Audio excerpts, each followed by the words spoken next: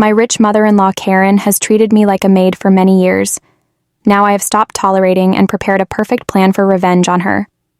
James' words cut through the clatter of dishes like a keen scalpel. Alara, bring me some tea. Now I halted, my hands dipped in soapy water. Hold on, I'm doing the dishes. What his tone was incredulous and impatient. Stop that and bring me the tea right away. Can't you obey simple commands? But I began only to be interrupted. What a useless wife you are, make me some sweet coffee, said another voice. Mrs. Whitmore, my mother-in-law, spoke from the living room. She sat there munching a slice of cake she had grabbed from the fridge, her eyes gleaming with malice. I sighed and looked at the stack of dishes. There are so many, leave them for later. Just do what we say, useless wife. James' voice hissed, each syllable hurting. I was Ara, a 28-year-old working mother whose life felt more like a jail than a home. Married at 23, I had hoped for love and friendship, but instead found myself in the hands of Jack and his domineering mother. Our 4-year-old son was the only bright spot in an otherwise dark existence we lived in. James' parents' house, a decision foisted on me under the premise of caring for Mrs. Whitmore after my father-in-law died. Initially, I sympathized with her alleged anguish, but it quickly became evident that I was nothing more than a part in her cruel game of home oppression. Cooking, cleaning, and working just weren't enough. My attempts were treated with derision, and my meals were either left untouched or sharply ridiculed. The stir-fry is so half-hearted, Mrs. Whitmore would remark. Cook it properly from scratch. I'm busy and can only do simple things, I'd say, trying to maintain a calm voice. That's why I hate backtalk from my daughter-in-law, she quipped. Cook from scratch. Why don't you cook? You are a good cook, correct? I risked to react once and soon regretted it. Why would I do housekeeping with you here? She responded coldly and dismissively. Are you out of your mind? Their brutality grew with time, progressing from harsh words to a chilling quiet. They began to entirely disregard me as if I were a ghost in my own home. My presence, which was previously underestimated, now appeared completely invisible. 5 years passed in this suffocating environment. Jack and I turned 35 and 33 respectively. Our son developed. But the unpleasant atmosphere in the house remained constant. My mother-in-law, now 63, appeared to thrive on my suffering. One evening, as I trudged home from work, a heavy revelation hit me. They saw my existence as meaningless. I was a shadow, unnoticed and unheard. The only voice that acknowledged me was my son's. The idea of losing even that minor recognition was agonizing. When I returned home, I started cooking right away, hoping to lift my spirits. I made mapo tofu, fried chicken, and a stir-fry with bell peppers and pork, attempting to bring some regularity to our dinner. Bring me the mayo, Jack said unexpectedly, breaking his long silence. Sure, here you are, I said, handing him the mayonnaise. His first words to me, and ages, were not thanks or discussion, but rather a command.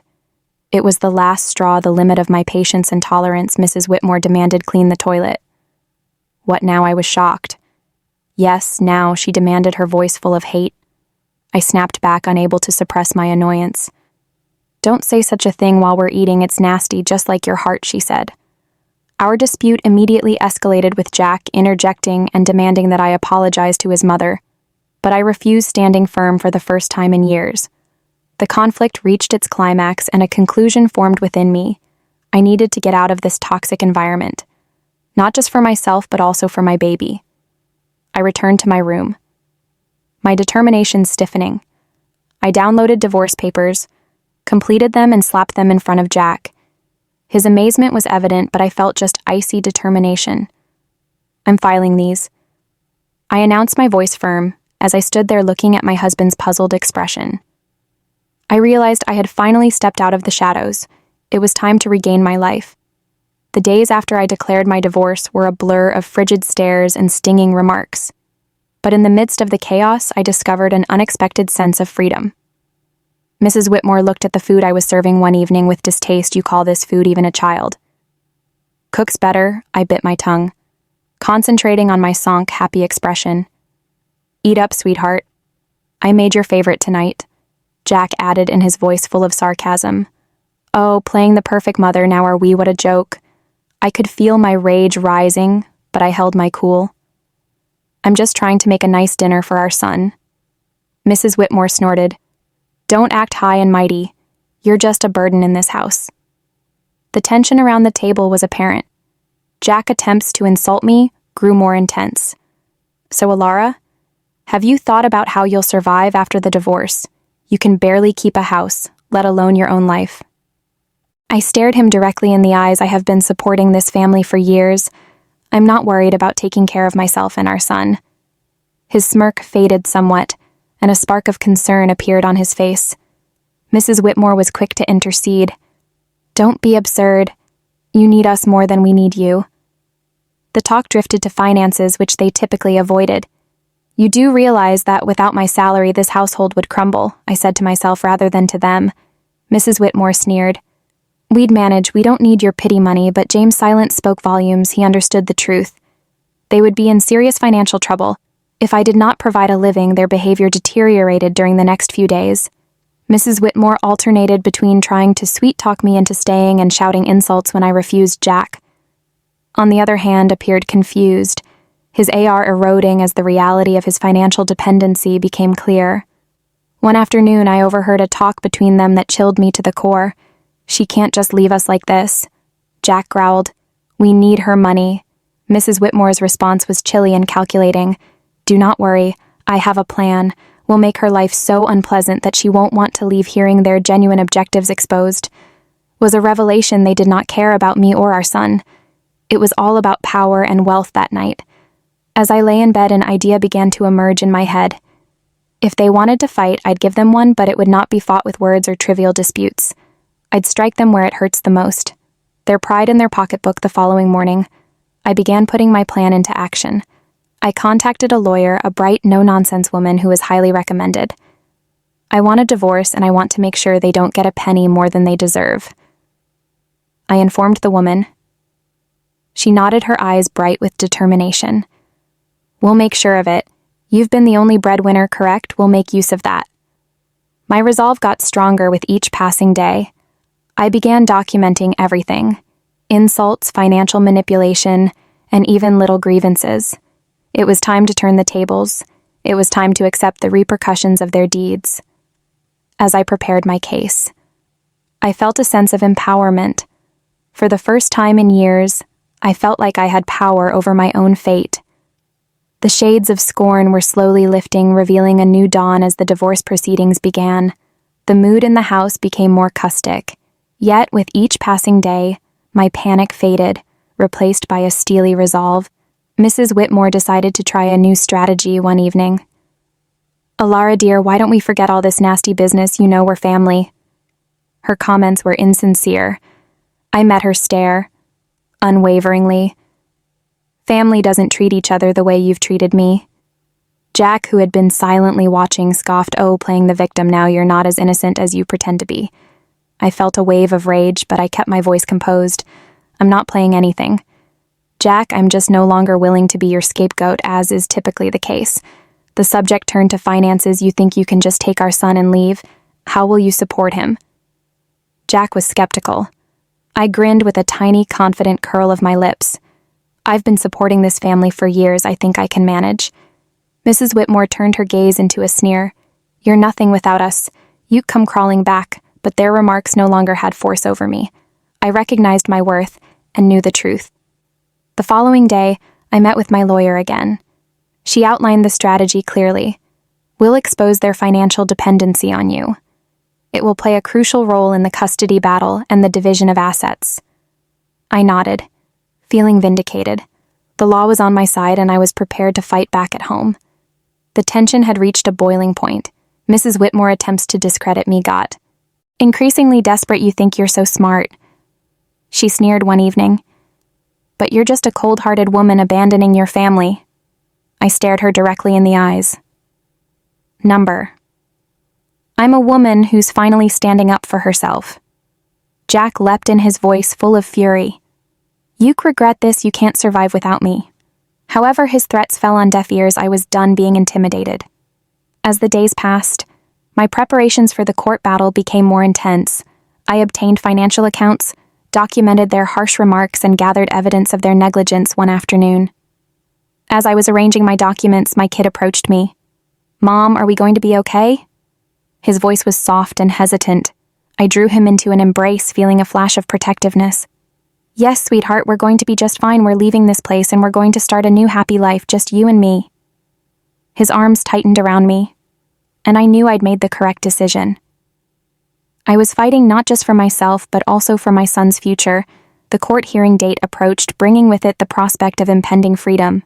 I was prepared to confront Jack and Mrs. Whitmore and put an end to their tyranny and emotional abuse. I was ready to take back my life and give my son the peace and happiness he deserved. It was time for justice, and I was determined to see it delivered. The court hearing day arrived, and I was filled with both dread and determination. I felt a sense of surrealism when I sat across from Jack and Mrs. Whitmore in court. This was the moment when everything changed. The proceedings started with frigid formality. James' lawyer portrayed him as a dedicated spouse and parent battling under unjust accusations. Mrs. Whitmore played the sorrowful mother-in-law who had been wronged by her ungrateful daughter-in-law. However, their performance was apparent, and their lies were flimsy. When my turn came, I spoke clearly and steadily. "I've been the only provider for this family for years. My husband's unemployment and his mother's manipulative behavior have been continual sources of stress." Jack intervened, his voice tinged with faint hurt. "Alara, how can you say such things? I've always backed you." I turned to him, my stare steadfast. "Jack's support is more than words. It's about deeds, and your actions have only demonstrated selfishness and harshness." The judge listened closely as I presented my evidence, which included financial accounts, audio recordings of their verbal abuse, and testimony from neighbors who witnessed their behavior. The fact was undeniable. As the evidence accumulated, James' facade began to collapse. Mrs. Whitmore's poise shattered, and her innocence slipped away. The courtroom was quiet, the air thick with anxiety. Then came the realization that sealed their doom. My lawyer submitted photos and documentation confirming James' adultery and Mrs. Whitmore's clandestine affair with Mr. Harwood. A wealthy neighbor murmurs broke out in the courtroom as the photographs of them and compromising postures were shown. Their lie was exposed for all to see. James' face became ashen, his eyes wide with surprise. Mrs. Whitmore's face twisted into rage and her hands trembled. You compromised our privacy," she yelled, her voice shrill. I glanced at her, my voice steady yet forceful. "I revealed the truth which you both had been hiding for far too long." The court shouted for order, but the harm was already done. Their credibility was shattered and their lies were revealed in the bright light of the courtroom. As the session concluded, the judge's conclusion was apparent. I was given full custody of our son, and a fair distribution of assets was ordered. Jack and Mrs. Whitmore were left with just their destroyed reputations walking out of the courtroom. I felt a weight lifted from my shoulders. The years of deception and emotional assault had finally ended. I had confronted my oppressors and emerged victorious. But the finest moment was when my son raced into my arms outside the courthouse, his face beaming with relief and joy. "We did it, Mom," he exclaimed, his voice full of delight. "Yes, we did," I said, holding him close. "We're free now. This is only the beginning for us." As we walked away hand in hand, I realized this was more than simply a personal win. It was a victory for everybody who has ever been made to feel little helpless or unworthy. It represented a victory for truth and justice.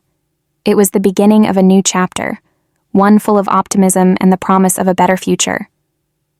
The court verdict had an immediate and chaotic impact. The story of Jack and Mrs. Whitmore's deception spread like wildfire, ruining their reputations in our little neighborhood. They could no longer hide behind their facade of respectability. In the days following the verdict, I concentrated on rebuilding my life with my kid, but I couldn't deny the gratification of knowing Jack and Mrs. Whitmore were facing the repercussions of their decisions. One evening, as I was making dinner, I had an unexpected visitor. Mrs. Harwood. Mr. Harwood's wife appeared, her eyes crimson from unshed tears. "Alara, I've heard about everything. I can't believe what Mrs. Whitmore did," she exclaimed, her voice breaking. I invited her in and offered a cup of tea as we sat at the kitchen table. She expressed her sadness. I trusted her as a neighbor and friend, and to think she was having an affair with my husband. Her voice trembled, so I listened and offered words of comfort. Mrs. Whitmore's actions had clearly caused far more damage than she had planned the next day. I saw Jack in town. He was a shell of his former self, his arrogance replaced with a defeated expression. "Alara, please can we speak?" he asked, his voice barely above a whisper. I paused, facing him. "What's there to talk about, Jack?" He fidgeted, unwilling to meet my gaze. I apologize for everything. I didn't understand how much I relied on you and your strength." His apologies, however late, reflected the shift in power he had lost. Everything: his dignity, his home, and his family. And in that loss, he had finally admitted his own flaws. Mrs. Whitmore, however, received the greatest criticism. Her affair with Mr. Harwood had not only wrecked her reputation, but also resulted in legal problems. Mrs. Harwood sought a divorce and sued her for alienation of affection. I learned of Mrs. Whitmore's dilemma from neighbors' whispers, and tales depicted a lady undone by her own acts. She had become an outsider, rejected by individuals she had previously considered friends. I saw her at the grocery store one day. Hurrying through the aisles with downcast eyes, our paths touched. And for a brief moment, our eyes met. The sight of hatred and defeat in her eyes was undeniable. "You did this to me," she said under her breath as she walked by. I watched Sylvia leave, her figure slowly fading as she hurried away, her eyes filled with resentment.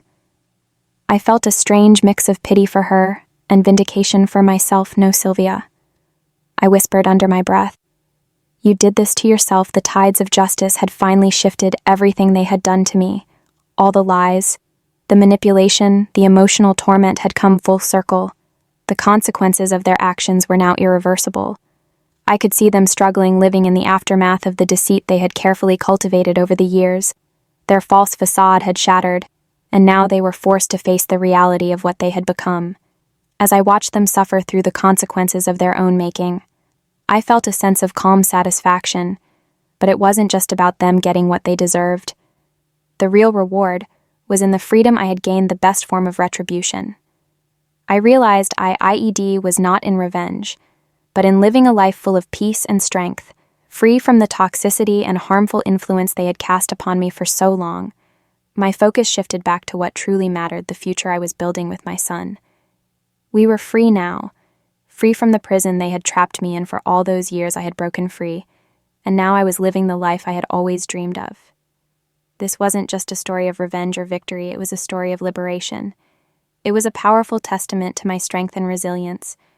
I had taken control of my destiny, broken the chains of abuse, and freed myself from the tyranny of their manipulation. As I looked ahead, I knew that the future was bright and the best was yet to come.